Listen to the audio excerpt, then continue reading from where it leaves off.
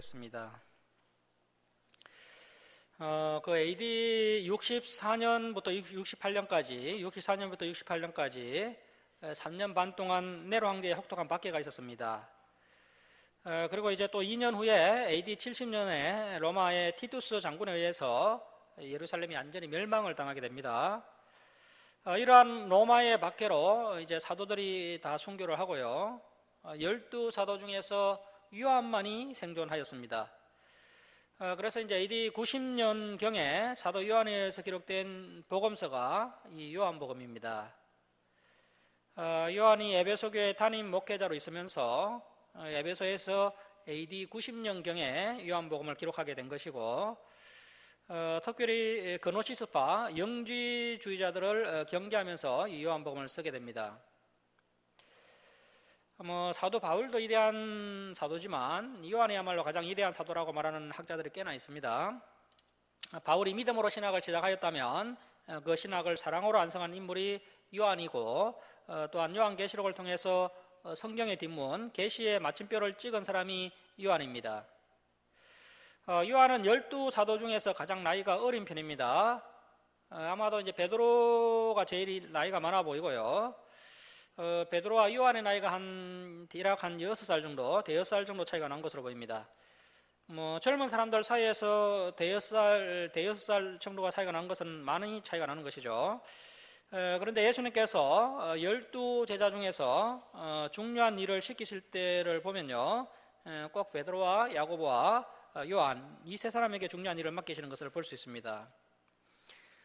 최후의 만찬 때도 보면요, 요한이 예수님 가장 가까이에 앉아서 예수님의 품에 기대어 누워 있는 것을 볼 수가 있고, 또 요한이 자신을 소개할 때 보면 예수님께서 사랑하시던 그 제자라고 자신을 소개하고 있는 것을 볼 수 있습니다.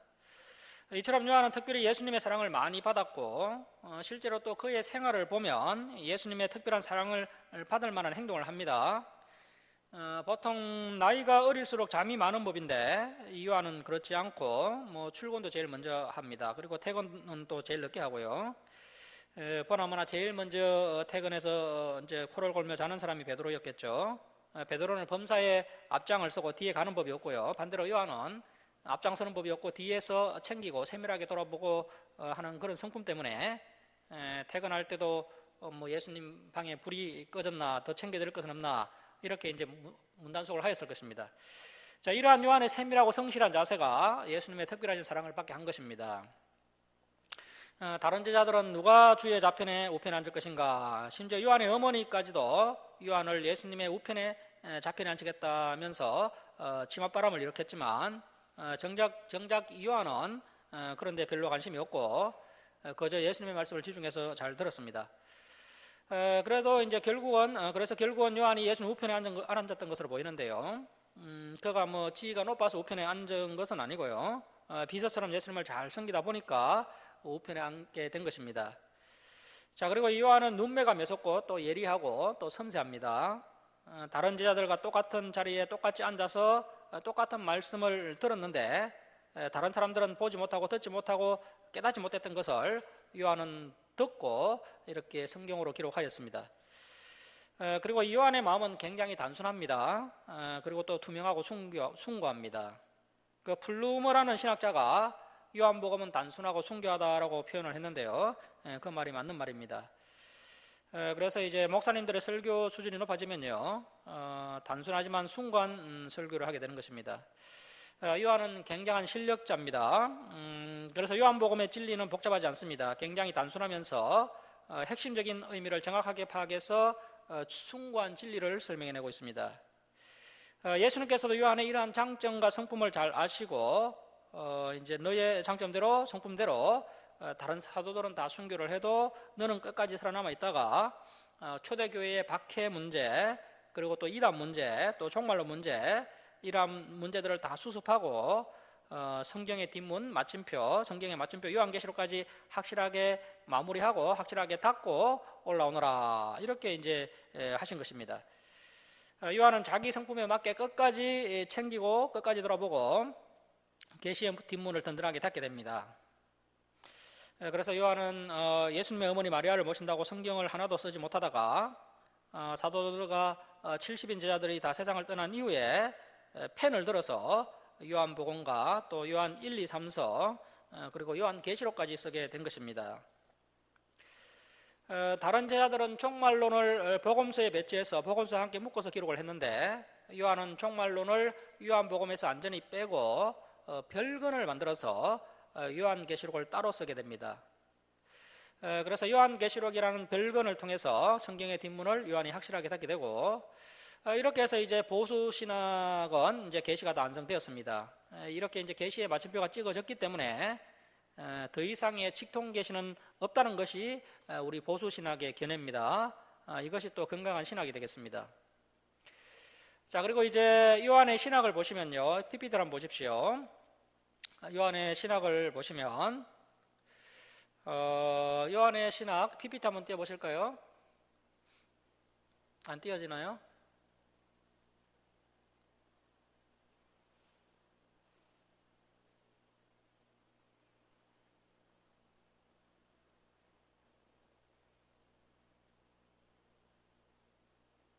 안 눌러지나요? PPT 바탕이 없나요?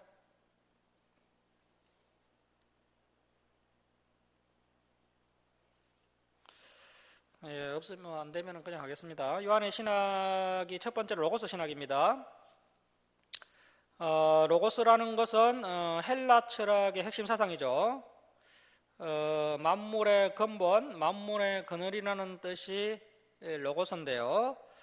너무 방대한 단어에서 뭐라고 지칭하기 어려운 단어입니다. 그런데 우리 성경에서는 이 로고스를 말씀이라고 번역을 했고요. 말씀이 굉장히 잘 번역된 것입니다. 그래서 요한은 이야기합니다. 하나님께서 바로 너희가 찾고 있는 헬라인 너희가 찾고 있는 그 로고스다. 그리고 그 로고스가 육신에 오셨는데 그분이 바로 예수님이다. 곧 예수님이 로고스다. 헬라 시대에 굉장한 선포를 요한이 하고 있는 것입니다. 자, 요한복음 1장 1절 말씀 보십시오. 태초에 말씀이 계시니라. 이 말씀이 하나님과 함께 계셨으니 이 말씀, 이 로고스는 곧 하나님이시니라. 그래서 하나님께서 바로 이 로고스라는 겁니다. 자, 1장 14절 말씀 보십시오. 말씀이 로고스, 하나님이시죠. 말씀이 육신이 되어 우리 가운데 거하시매. 자, 로고스가 하나님이시고 그 로고스가 육신이 되어 오신 분이 예수님이시다. 이렇게 소개하고 있습니다. 자, 그리고 이제 두 번째 요한의 신학은 사랑의 신학이죠. 바울의 신학은 믿음의 신학, 베드로의 신학은 소망의 신학, 요한의 신학은 사랑의 신학. 역시 믿음도 중요하고 소망도 중요하지만요, 그 중에 제일은 사랑입니다. 요한은 사랑에 포커스를 맞추고 있습니다. 그래서 하나님 사랑, 이웃 사랑의 고차원적인 진리를 이해하려면 이 요한복음과 요한 1서를 이해할 수가 있어야 됩니다. 그래서 사실은 이 요한복음은요, 요한계시록 앞에 붙든지 아니면 요한 1서 앞에 좀 붙어야 됩니다. 그만큼 수준 높은 이야기입니다. 사실은 공간복음서와는 비교되지 않을 만큼 굉장히 고차원적인 이야기를 현재 하고 있는 것입니다. 사실은 이것이 또 결론입니다. 복음의 결론. 그리고 이제 공간복음과 요한복음 사이의 시간 간격도 상당히 차이가 있습니다. 인간이 도달할 수 있는 최고의 경지에 도달하여서 요한이 요한복음을 쓰고 있는 것입니다. 자, 그리고 이제 세 번째 요한의 신학은 예수님의 신성을 강조합니다. 예수님께서 행하신 말씀도 중요하고 예수님께서 행하신 기적도 중요하지만 그보다도 더 중요한 것은 그러한 말씀을 하시고 그러한 능력을 행하신 이분의 정체가 무엇이냐, 여기에 요한은 관심을 기울였습니다. 그래서 요한은 예수님께서는 굉장한 말씀의 예언자, 능력의 선지자 정도가 아니라 그것을 넘어서서 예수님 안에는 하나님의 신성이 통째로 들어있다. 그래서 공간복음에서는 예수님의 인성을 강조하고 있다면 이 요한복음에서는 예수님의 신성을 강조하고 있습니다. 결국은 요한은 해퍽에 믿지 않는 토마의 신앙 고백으로 우리를 인도하면서 이 요한복음을 통하여 이 요한복음을 접하는 모든 성도들의 입에서 이 고백이, 이 토마의 고백이 우리에게도 터져 나오기를 원하고 있는 것이죠. 그래서 이제 요한복음의 결론이 요한복음 20장 28절입니다. 우리 한번 찾아보도록 하겠습니다. 요한복음 20장 28절 한번 보십시오. 요한복음의 결론, 요한복음 20장 28절.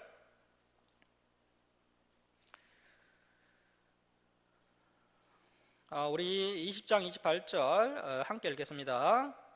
시작. 도마가 대답하여 이르되 나의 주님이시요 나의 하나님이시니이다. 여기까지 우리를 요한이 안내하고 있는 것입니다.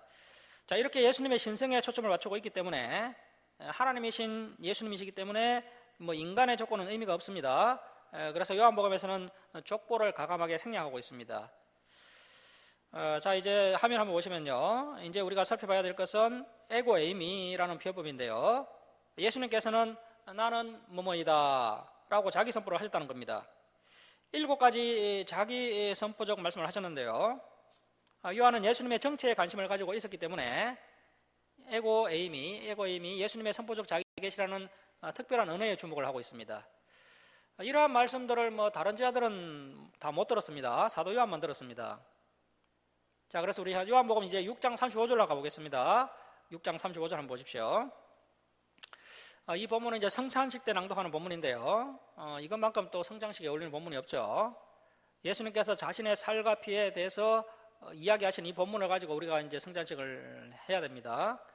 자, 6장 35절 우리 함께 읽겠습니다. 시작. 예수께서 이르시되 나는 생명의 떡이니 내게 오는 자는 결코 줄이지 아니할 터이요 나를 믿는 자는 영원히 목마르지 아니하리라. 자, 그래서 이제 첫 번째 에고 에이미가 나는 생명의 떡이다. 예수님 자신이 자기에 대해서 굉장한 선포를 하고 계십니다. 자, 이제 8장 12절로 갑니다. 8장 12절. 8장 12절 한번 보십시오. 8장 12절로 갑니다. 자, 12절 보시면, 8장 12절 보시면, 예수께서 또 말씀하여 이르시되 나는 세상의 빛이니 나를 따르는 자는 어둠에 다니지 아니하고 생명의 빛을 얻으리라. 자, 두 번째 에고 의미는 나는 세상의 빛이다. 자, 그 다음에 이제 10장 7절로 갑니다. 10장 7절. 10장 7절 말씀 보십시오.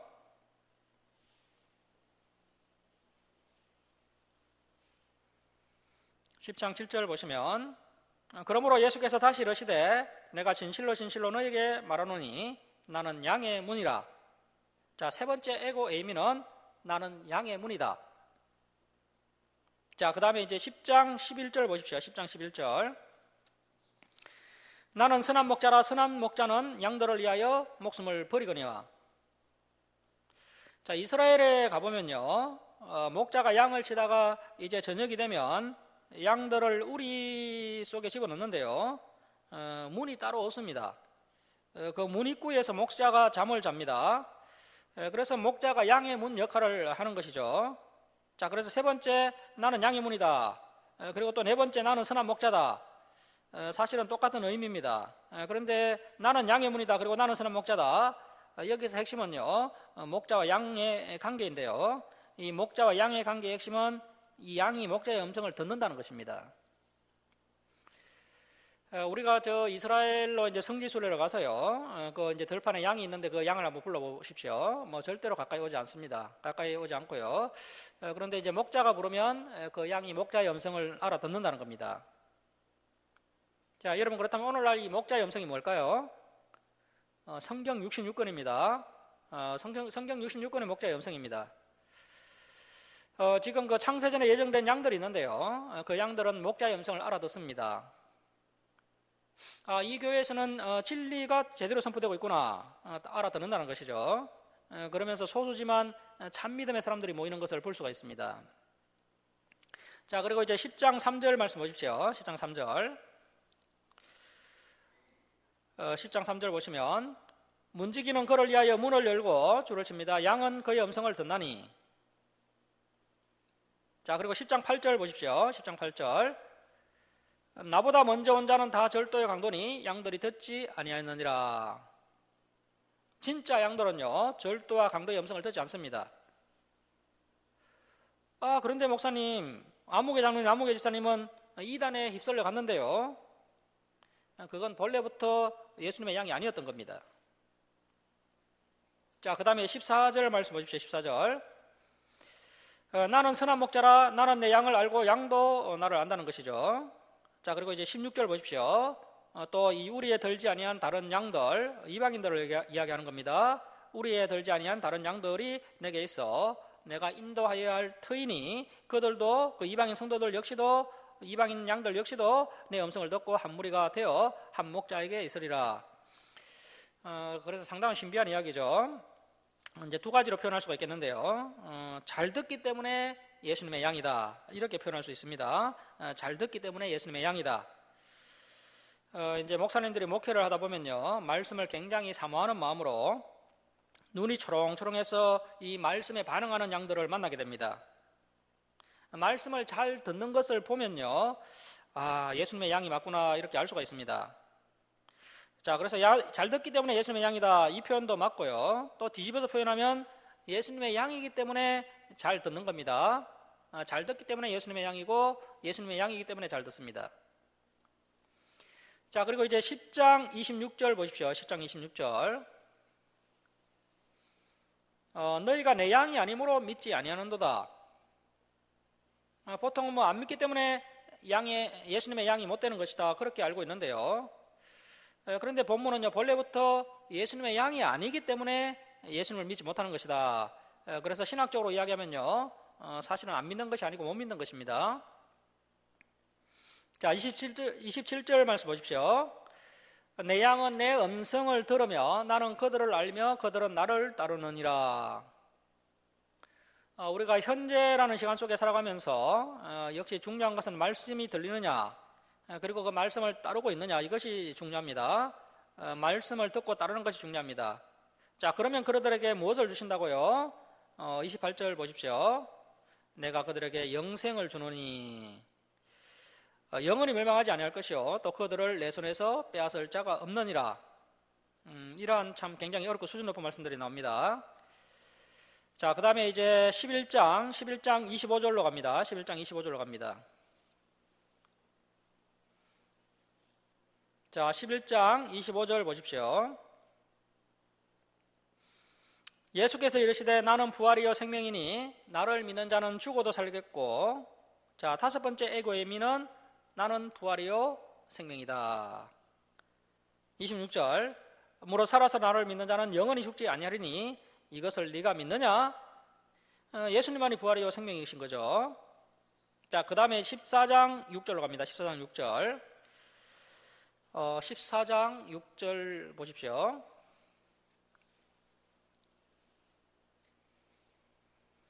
예수께서 이르시되 주를 칩니다. 내가 곧 길이요 진리요 생명이니 나로 말미암지 않고는 아버지께로 올 자가 없느니라. 자, 여섯 번째 애고의 의미는 나는 길이요 진리요 생명이다. 예수님이 유일한 구원의 길입니다. 유일한 구원의 길. 여기에서 이제 구원의 길, 진리 생명 앞에요. 길, 진리, 생명 앞에 정관사 해가 붙어 있습니다. 그래서 예수님은 유일한 길이요, 유일한 진리요, 유일한 생명이 되신다는 자기 선포를 하고 계십니다. 오늘날 세상은 이것을 두고 기독교가 배타적이라고 비판을 하고 있습니다.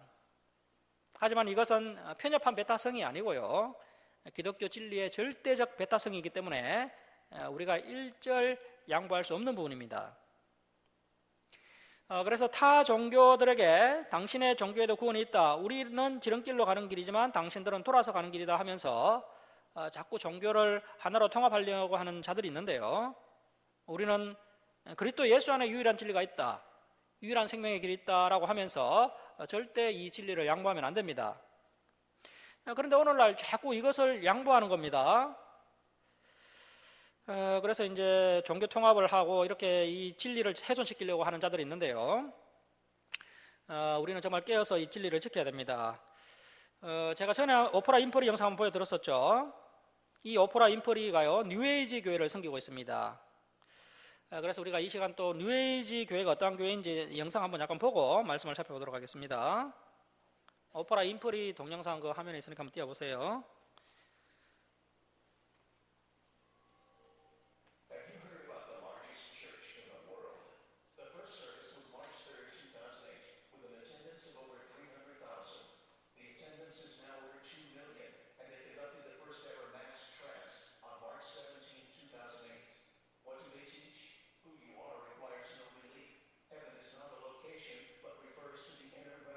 Consciousness. The man on the cross is an archetypal image.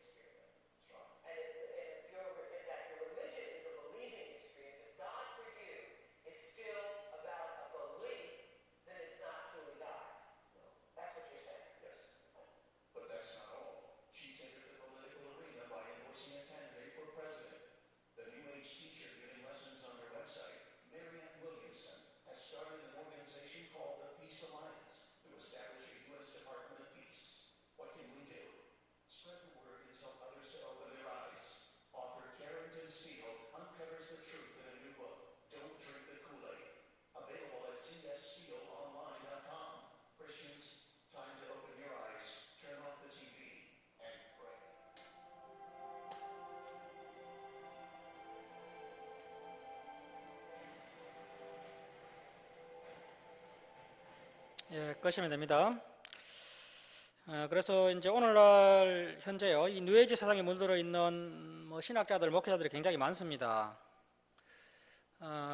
그래서 우리가 정말 이제는 TV를 끄고요, 스마트폰을 끄고 이제 성경을 살펴볼 차례입니다.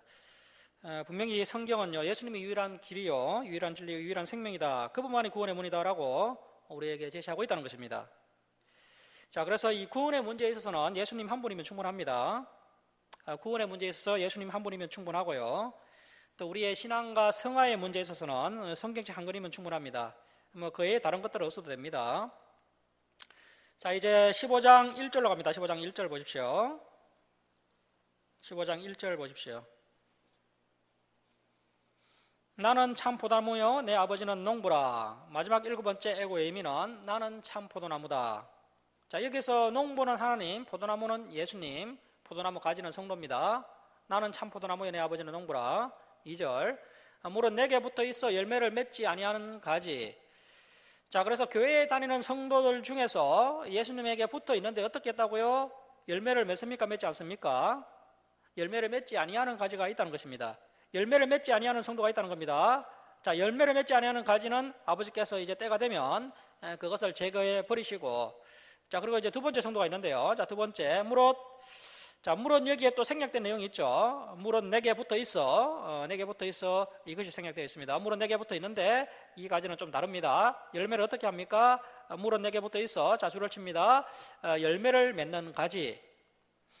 자, 그러니까 붙어 있는 것은 똑같습니다. 그러니까 이것은 불신자를 이야기하는 것이 아닙니다. 예수님께 붙어 있으면서 열매를 맺지 아니하는 가지가 있고요. 예수님께 붙어 있으면서 열매를 맺는 가지가 있다는 겁니다. 자, 열매를 맺는 가지는 더 열매를 맺게 하려고 하여 그것을 깨끗하게 하시느니라. 자, 가지를 깨끗하게 하시느니라. 이것이 무슨 이야기냐 하면요, 그 과일 농사를 짓는 분들은 아실 것인데요. 때가 되면 가지치기를 하죠. 보통 이제 2월달이나 겨울에 이제 가지치기를 하는데요. 가지치기를 하는 이유가 뭡니까? 더 좋은 열매, 더 풍성한 열매를 맺도록 하기 위해서 가지치기를 하는 것이죠. 자, 그래서 풍성한 열매를 맺는 가지가 되기 위해서는 가지치기를 잘 해야 됩니다. 자, 그런데 이 가지치기는요, 자, 3절 보십시오. 3절. 너희는 내가 일러준 말로 이미 깨끗하여졌으니, 말씀으로 가지치기를 한다는 겁니다. 지금도 우리가 이 에스라 성경 강좌를 통해서 성경을 배우다 보면요, 나의 이 성품을 좀 잘라내야 하겠구나. 나의 가치관에 있어서 이분은 잘못되었구나. 이런 것들이 이제 이 말씀을 통해서 깨달아지고 알게 됩니다. 그럴 때 마음이 아프고 힘들지만 그것을 과감하게 가지치기를 해야 합니다. 그래서 말씀으로 우리의 가지들을 깨끗하게 만들어야 합니다. 지금 아픈 게 차라리 낫습니다. 예수님의 심판대 앞에서 심판받는 것보다 지금 좀 아프지만 이 말씀을 가지고 가지치기를 하는 게 훨씬 더 이득입니다.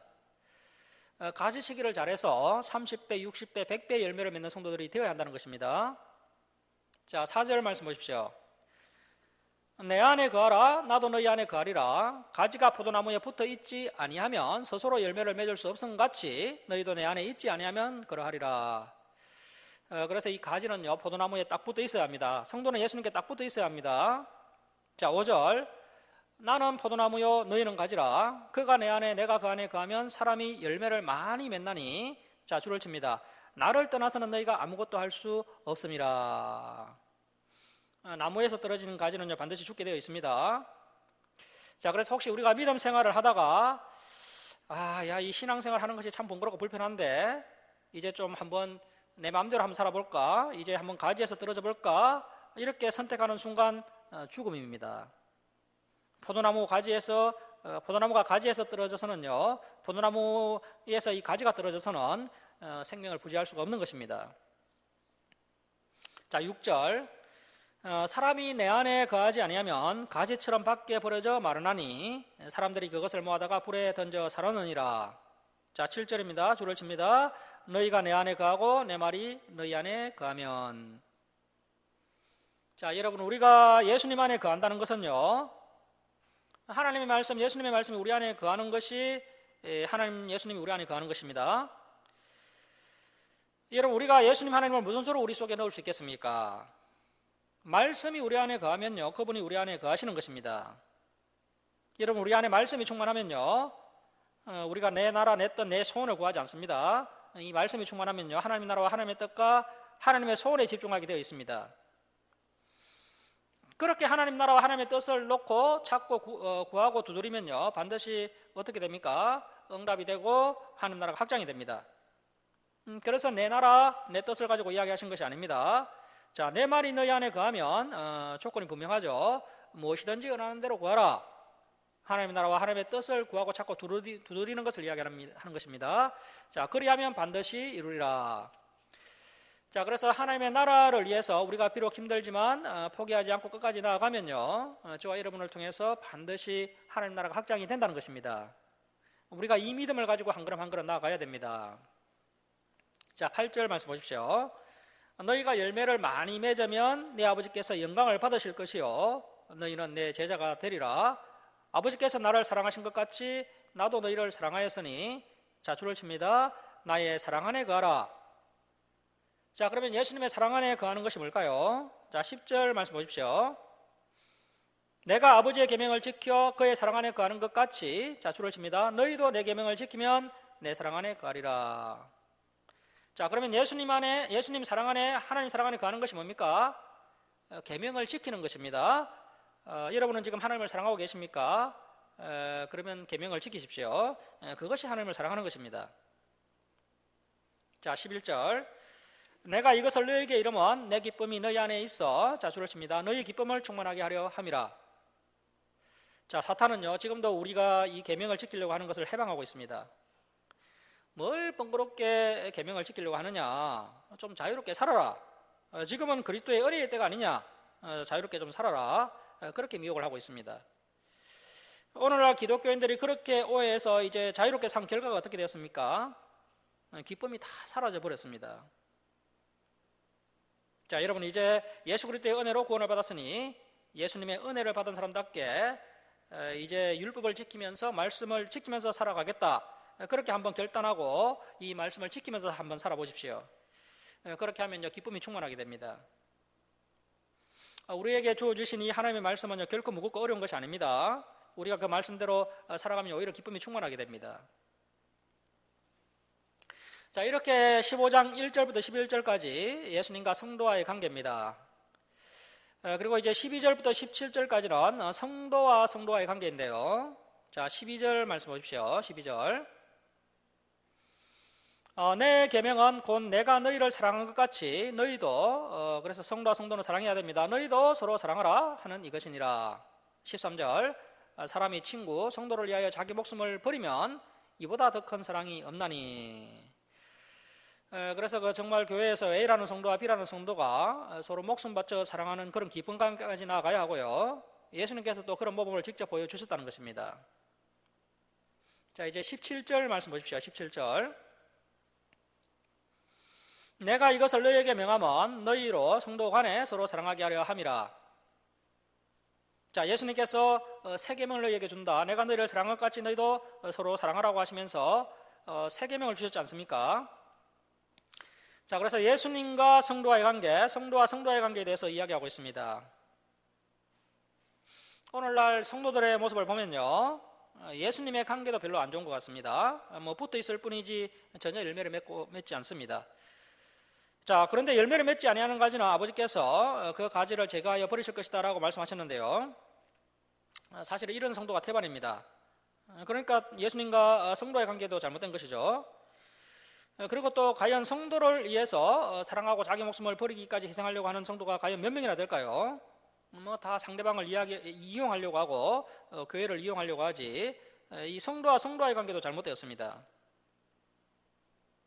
자, 그 다음에 이제 18절부터 27절은 성도와 세상과의 관계입니다. 성도와의 세상과의 관계.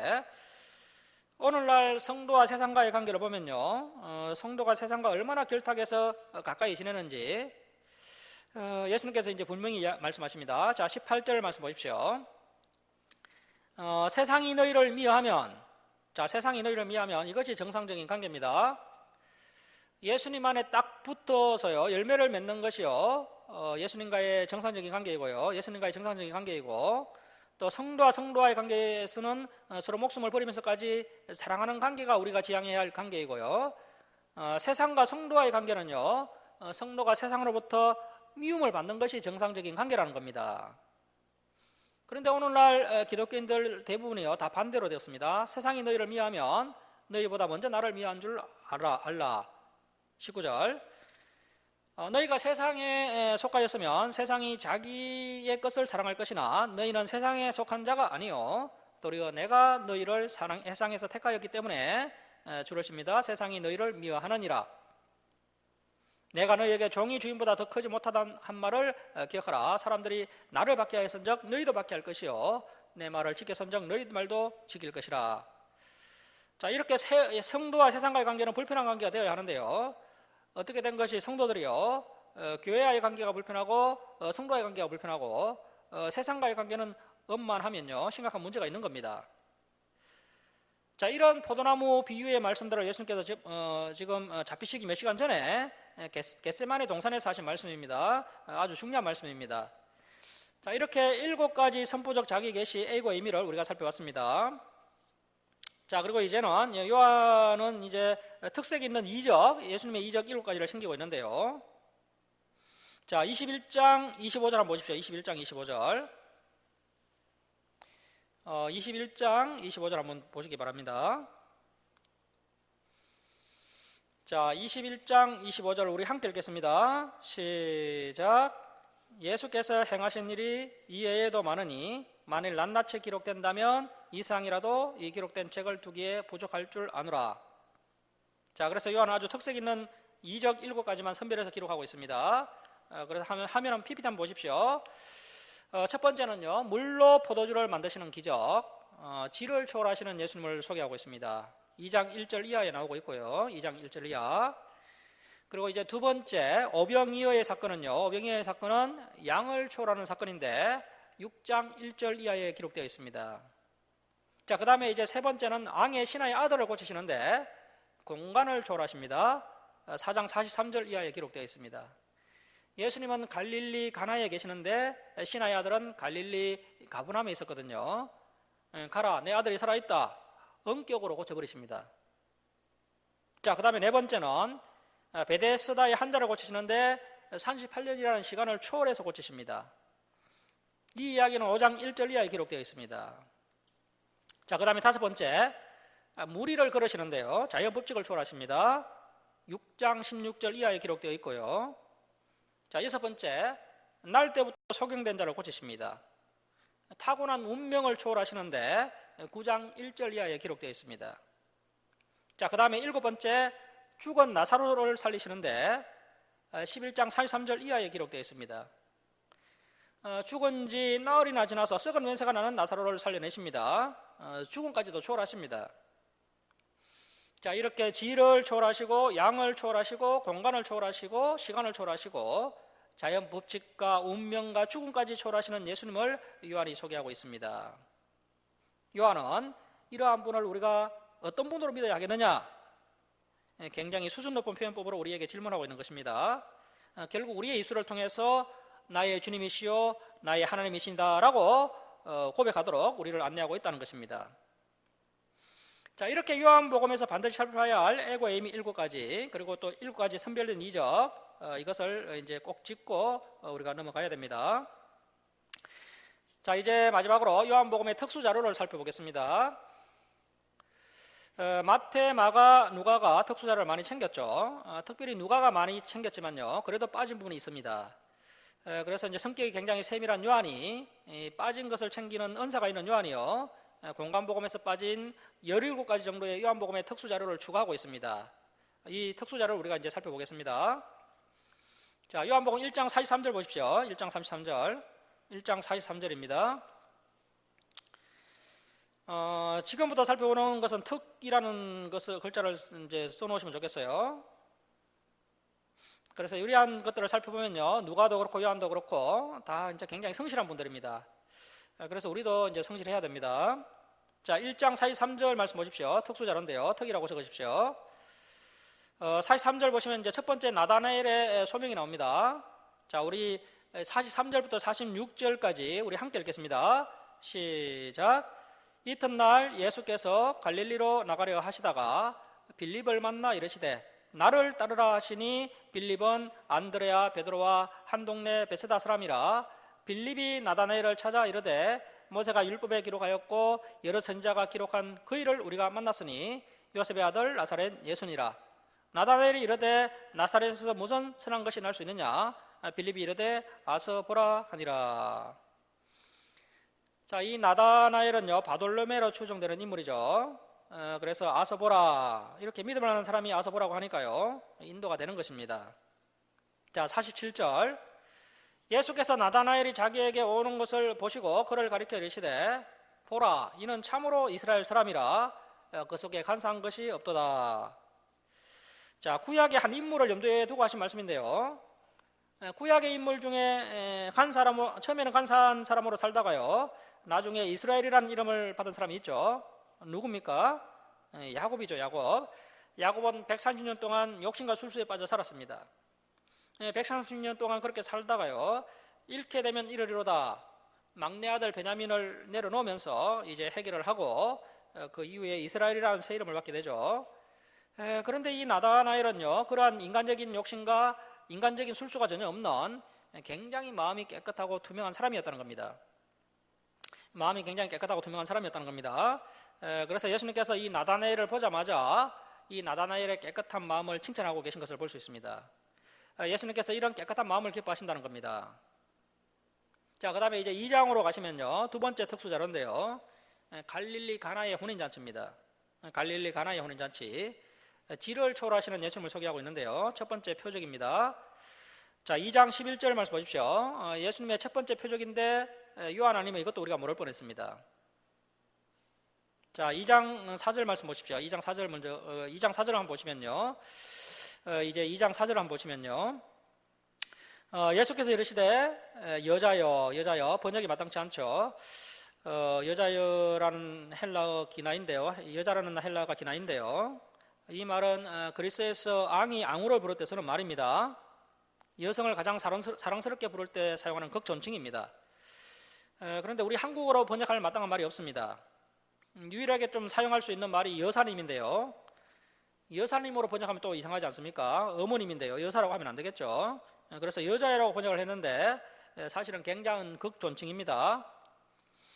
예수님께서 어머니를 부를 때도 여자여, 그리고 예수님이 십자가상에서 어머니 마리아를 부를 때도 이 기나이라는 용어를 사용하셨고요. 또 부활하신 예수님께서 막달라 마리아를 부르실 때도 이 기나이라는 용어를 사용하셨습니다. 막달라 마리아는 나이가 좀 있는 여성입니다.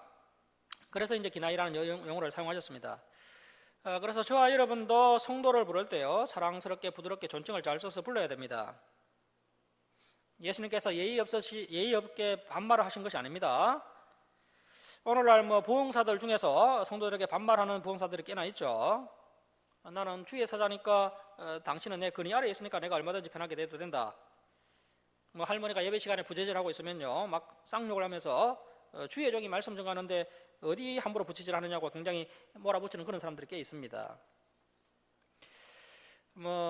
그런 부흥사들도 또 이제 굉장히 유명한데요, 굉장히 카리스마가 있는 것처럼 행동하는데 우리 예수님은 절대 그렇게 행동하지 않으셨습니다. 자, 그 다음에 이제 3장으로 가시면요 또 특수자료인데요, 니고데모가 찾아온 사건입니다. 다른 복음서에서는 이 내용이 안 나옵니다. 왜냐하면 다른 제자들은 이미 다 퇴근을 하고 이제 요한도 막 퇴근하려고 하는데 똑똑똑 놓고 소리가 나서 나가보니까요 세상에 사내들인 공의 국회의원이 예수님을 찾아온 겁니다. 이 밤늦게 이제 국회의원이 찾아온 거예요. 되게 가난하고 병들고 귀신 들린 사람들이 예수님을 찾아왔는데 아주 특이한 케이스죠. 왜 찾아왔느냐 하면요 죽음 이후에 영원한 생명의 문제를 알고 싶어서 왔다는 겁니다. 이 니고데모는 보기 드문 거룩한 부자입니다. 뒤에 보면 이제 이분이 예수님의 시신을 위해서 값비싼 몰약을 준비하고 심지어 사내들인 공의 앞에서 예수님을 변호까지 했던 것을 볼 수 있습니다. 자, 그래서 이렇게 밤늦게 니고데모가 찾아와서 예수님께 질문을 했고 그 니고데모의 질문에 대한 답으로 요한복음 3장 16절이라는 말씀이 나오게 된 겁니다. 자, 요한복음 3장 16절 별표해 놓습니다. 하나님이 세상을 이처럼 사랑하사 독생자를 주셨으니 이는 그를 믿는 자마다 멸망하지 않고 영생을 얻게 하려 하심이라. 자, 여기에 적어놓습니다. 말라기의 답이라고 적어놓습니다. 말라기의 답. 그 말라기를 보면요, 주께서 어떻게 우리를 사랑하셨나이까? 그 무지한 이스라엘 백성들에게 이렇게 하나님의 사랑을 확정하셨다는 겁니다. 자, 그리고 이제 4장으로 갑니다. 4장 역시 특수자료인데요. 사마리아 우물가의 여인에 대한 이야기가 나옵니다. 사마리아 우물가의 여인. 이 특수자료 덕분에 이제 이 이야기가 나온 겁니다. 자, 4장 24절 보십시오. 하나님은 영이시니 예배하는 자가 영. 자, 이 영은요, 성령님이 아니고요, 사람의 영입니다. 그 사람의 그 투명한 영, 진실한 마음입니다. 영과 진리, 이 진리라는 것은 성경 66권이죠. 영과 진리로 예배할지니라. 자, 그래서 우리가 예배 드릴 때 혼신의 힘을 다해서 마음과 뜻과 힘을 다해서 예배 드리고요. 또 진리, 즉 하나님의 말씀을 가지고 바르게 예배를 드려야 됩니다. 그래서 이 중요한 것은 예배하는 자가 영과 진리로 예배 드려야 된다는 것입니다. 반드시 예배가 예배되기 위해서는요, 예배 시간에 성경 66권이 바르게 선포가 되어야 됩니다. 그런데 교회에서 예배 시간에 이 성경 66권 이 진리가 선포되지 않는다면요, 그 예배는 더 이상 예배가 아닙니다. 사실은 그냥 불교인들이 종교에 행위하는 것하고 똑같은 것입니다. 기독교의 예배는 반드시 이 진리가 있어야 합니다. 자, 이 말씀도 이제 요한 아니었으면 우리가 모를 뻔했습니다. 자, 그 다음에 이제 5장으로 가면요, 5장으로 가시면 베데스다 목가에 38년 된 병자를 고치신 사건이 기록되어 있는데요. 자, 5장 14절 중반절 보십시오. 5장 14절 중반절. 보라, 내가 나왔으니 더 심한 것이 생기지 않게 다시는 죄를 범하지 말라 하시니. 자, 그렇다면 이 베데스다 목가의 38년 병자의 이 병이 죄와 상관이 있다는 것입니까? 없다는 것입니까? 죄와 상관이 있다는 것이죠. 물론 모든 병이 죄와 상관이 있는 것은 아닙니다. 예를 들어 A라는 권사님이 독감이 걸려서 교회에 안 났는데, 아이고 저 권사님이 죄를 지어서 독감이 걸리는 것 같다, 그렇게 해석하면 안 된다는 것입니다. 모든 병이 죄와 상관 있는 것은 아니지만 어떤 병은 죄와 상관이 있을 수 있다는 것입니다. 그래서 이제 다른 사람을 함부로 판단하면 안 되고요. 그것은 본인만이 알고 있습니다. 내가 이 병에 걸린 것은 내 죄 때문이로구나, 본인은 알 수 있다는 것입니다. 자, 예수님께서 이 병을 고쳐주신 이후에 더 심한 것이 생기지 않도록 죄를 범하지 말라고 하셨다는 겁니다. 자, 그리고 이제 8장으로 갑니다. 8장도 특수자료인데요. 죄 없는 자가 먼저 돌로 치라. 죄 없는 자가 먼저 돌로 치라. 가늠하다가 현장에서 잡힌 여인 이야기인데요. 자, 핵심은 이제 8장 7절 끝에 보십시오. 8장 7절 끝에 줄을 칩니다. 너희 중에 죄 없는 자가 먼저 돌로 치라. 지금도 교회 내에서 장도를 들고 있는 성도들이 꽤 많이 있습니다. 잘못하기만 하면 내가 교회를 엿보고 있다가 돌로 한번 제대로 내리치겠다, 이런 마음을 먹어서는 안 된다는 것입니다. 죄가 없으면 돌로 치라는 겁니다. 하지만 모두가 다 죄가 있기 때문에요, 돌을 내려놓을 수밖에 없다는 겁니다. 자, 그 다음에 이제 11절 말씀 보십시오. 11절 끝에 보십시오. 11절 끝에 보시면 나도 너를 정죄하지 아니하노니 가서 자수를 했습니다. 다시는 죄를 범하지 말라. 자, 이런 말씀들을 오늘날 교회에서 예사로 무시합니다. 다시는 죄를 범하지 말라고 하셨다는 겁니다. 은혜 아래 있으니 얼마든지 자유하다, 얼마든지 자유를 가져도 괜찮다, 그런 식으로 성경을 자꾸 해석하는 것 같습니다. 하지만 예수님께서 말씀하시길요, 다시는 죄를 범하지 말라. 자, 8장 23절 말씀 보십시오. 8장 23절 말씀도 특수자료인데요. 이에서 오신 예수님. 자, 8장 23절입니다. 예수께서 이르시되 너희는 아래에서 났고 나는 이에서 났다. 자, 예수님께서 여러 차례 나는 이에서 났다라고 말씀하셨습니다. 요한복음에서는 이 말씀이 20번 나옵니다. 이에서 나셨다는 말씀을 20번이나 하셨습니다. 다른 복음서에서는 안 나오는데 요한이 이 말씀에 귀를 기울였습니다. 자, 그 다음에 이제 10장 7절로 갑니다. 10장 7절. 10장 7절로 갑니다. 10장 7절 역시 특수자료인데요. 나는 선한 목자다. 이 선한 목자 이야기가요, 에고 에이미이기도 하지만요, 특수자료이기도 합니다. 나는 선한 목자다. 이것도 요한 아니었으면 우리가 모를 뻔했던 아주 귀중한 말씀이 되겠습니다. 자, 그 다음에 이제 11장으로 갑니다. 11장도 수수자료인데요. 죽은 나사로를 살리시다. 11장 1절 이하에 보시면요, 예수님께서 베다니 빈민가에 사는 나사로, 마르다, 마리아 이 남매를 특별히 사랑하시는 장면이 기록되어 있습니다. 자, 11장 33절로 갑니다. 11장 33절 말씀 보십시오. 11장 33절 말씀 보시면 예수께서 그 마리아가 우는 것과 또 함께 온 유대인들이 우는 것을 보시고 심령에 비통히 여기시고 불쌍히 여기사 이르시되 그 나사로를 어디 두었느냐 이르되 주여 와서 보옵소서 하니 예수께서 눈물을 흘리시더라. 이에 유대인들이 말하되 보라 그를 얼마나 사랑하셨는가 하며. 자, 그래서 우리도 예수님을 본받아야 됩니다. 서로 사랑해야 됩니다. 자, 이제 43절입니다. 43절. 이 말씀을 하시고 큰 소리로 나사로야 나오라 부르시니 죽은 자가 수족을 배로 동인 채로 나오는데 그 얼굴은 수건에 쌓였더라. 예수께서 이르되 풀어놓아 다니게 하라 하시니라. 자, 혹자는 만약 여기서 예수님께서 죽은 자여 나오라 하셨다면요, 모든 시체가 다 살아났을 것이라고 이야기합니다. 죽음까지 초월하시는 예수님의 큰 능력을 볼 수가 있는 아주 굉장히 큰 사건인데요, 다른 제자들은 다 빠뜨렸는데 사도 요한만 챙기고 있습니다. 자, 그 다음에 이제 12장 24절로 갑니다. 12장 24절. 24절도 특수자료인데요. 하늘의 밀. 여러분, 이 하늘의 밀알 우리가 많이 들었던 말씀이죠. 그런데 이 내용도 요한복음에만 나오는 특수자료라는 겁니다. 자, 12장 24절 말씀 보십시오. 내가 진실로 진실로 너희에게 이르노니 하늘의 밀. 자, 이 하늘의 밀이 1차적으로는 예수님의 말씀을 상징하는 것이고요. 예수님을 상징하는 것이고요. 2차적으로는 저와 여러분을 상징하는 것입니다. 자, 하늘의 밀이 땅에 떨어져 죽지 아니하면 하늘 그대로 있고, 그래서 이것은 이제 지난 시간에 살펴봤던 한문 안 남긴 사람인데요, 두려워서 시도도 해보지 않는 실패입니다. 죽지 아니하면 하늘 그대로 있고 죽으면 많은 열매를 맺느니라. 자, 여러분, 우리의 신앙의 방향은 하나밖에 없습니다. 죽는 것밖에 없습니다. 십자가를 짊어지고 죽고자 하는 자는 열매를 맺게 된다는 것입니다. 자, 25절 말씀 보십시오. 자기의 생명을 사랑하는 자는 잃어버릴 것이요 이 세상에서 자기의 생명을 미워하는 자. 자, 지금 말세가 되면 될수록요, 우리 기독교인들이 자기 자신을 사랑합니다. 하나님을 사랑하고 이웃을 사랑하는 것이 아니고 자기 자신을 사랑합니다. 그래서 마지막 때가 되면 사람들이 자기를 사랑하고 돈을 사랑하고 쾌락을 사랑하게 될 것이다라고 성경은 이야기하고 있는데요, 그 말씀대로 성도들이 자기 몸을 사랑하고 있습니다. 자, 그런데 성경 분명히 자기 생명을 미워하는 자는 영생하도록 보존하리라.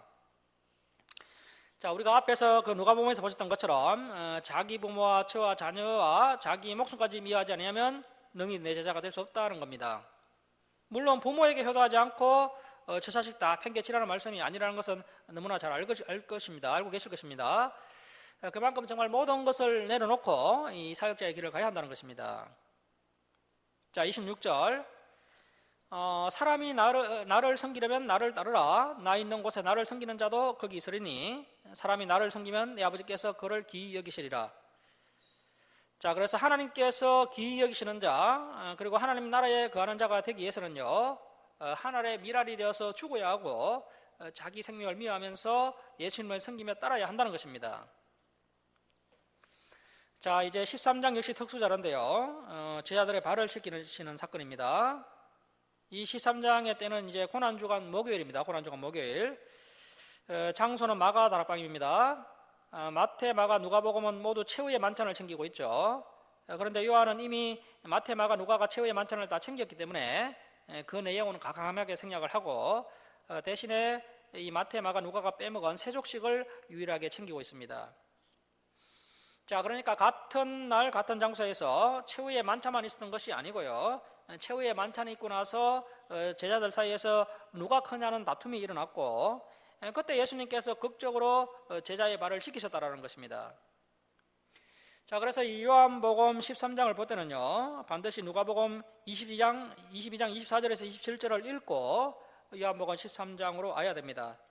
자, 다시 한번 정리해드리면 고난주간 목요일 밤에 마가 다락방에서 가장 먼저 최후의 만찬이 있었습니다. 그때 이제 최후의 만찬이 있고 나서 누가복음 22장 24절에서 27절의 사건이 있었던 것입니다. 제자들 사이에서 누가 크냐 하는 다툼이 일어났고, 그러자 예수님께서 제자의 발을 씻기시기 시작하신 것입니다. 자, 10절 말씀 보십시오. 예수께서 이르시되 이미 목욕한 자는 발밖에 씻을 필요가 없느니라. 너희는 이미 온몸이 깨끗하니라. 너희가 깨끗하나 다는 아니니라 하시니. 자, 다는 아니니라 가룟 유다를 두고 하신 말씀이죠. 자, 그런데 여기서 너희는 이미 깨끗해졌다. 자, 그러니까 제자들이 3년간 예수님의 말씀을 배워서 머리부터 발끝까지 전인격이 이미 이 말씀으로 깨끗이 목욕이 되었다는 것입니다. 자, 여러분, 이 말씀이 우리를 깨끗하게 하는 것입니다. 말씀을 통해서 이미 제자들이 3년간 목욕을 했다는 것입니다. 말씀이 우리의 영혼을 깨끗하고 투명하게 만드는 것이죠. 끊임없이 말씀을 읽고 연구하고 그 말씀을 가르치고 그 말씀을 실천하고 살 때 우리의 영혼이 깨끗하게 되고 투명해지는 것입니다. 자, 그리고 이미 목욕한 자는 발밖에 씻을 필요가 없다는 것은요, 말씀으로 깨끗이 목욕을 한 이후에도 평생 매일 이 말씀을 읽고 묵상하며 말씀을 실천하며 살아야 한다는 것입니다. 그래서 매일마다 발을 씻는 것처럼 매일마다 말씀을 읽고 묵상하며 말씀을 실천하여야 한다는 것입니다. 자, 14절 말씀 보십시오. 내가 주와 또는 선생이 되어 너희 발을 씻었으니 너희도 서로 발을 씻어주는 것이 옳으니라. 내가 너희에게 행한 것 같이 너희도, 자, 줄을 칩니다, 행하게 하려 하여 본을 보였노라. 감동받으라고 주신 것이 아니고요, 행하게 하려고 본을 보이셨다는 것입니다.